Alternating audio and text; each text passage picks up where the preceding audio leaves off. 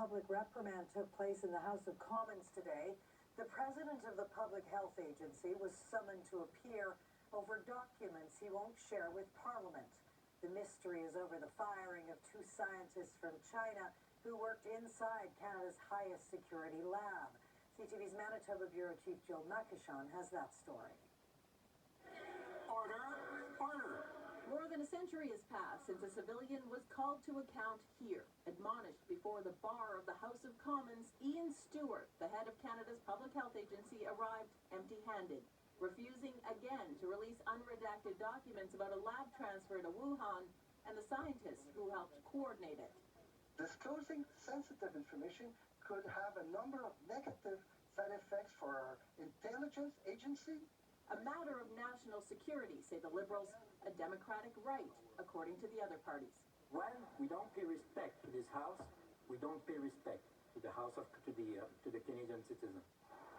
The documents in question focus on a virus transfer from Canada's highest level lab to China in 2019. It was coordinated by Jian Guochu, a celebrated Ebola researcher originally from China. Samples sent included Ebola and Hennepin virus. Destination, the Wuhan Institute of Virology. The redacted documents show there were questions regarding an MTA or material transfer agreement between the labs. The Public Health Agency has said procedures were followed, yet both Chu and her husband, another scientist, were fired.